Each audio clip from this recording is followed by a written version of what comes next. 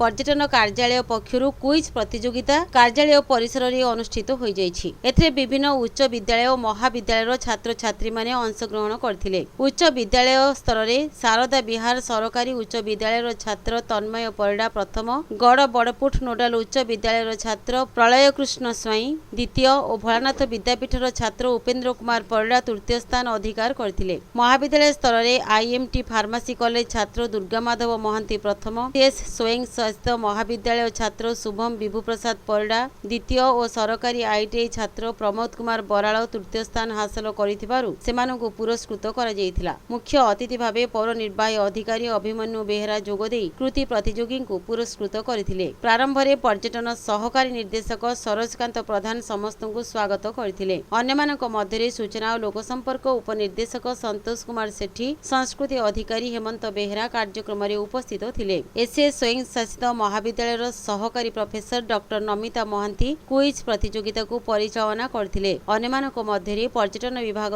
वरिष्ठ परिसंख्यान सहायक मलय प्रधान, वरिष्ठ सहायक संतोष कुमार महांती, कनिष्ठ सहायक अमृत दास, हरिबंधु मल्लिक, अभिराम त्रिपाठी, कैलाश चंद्र दास, अनंत चरण जाली, गोविंद चंद्र दास प्रमुख उपस्थित रही कार्य सहयोग करथिले।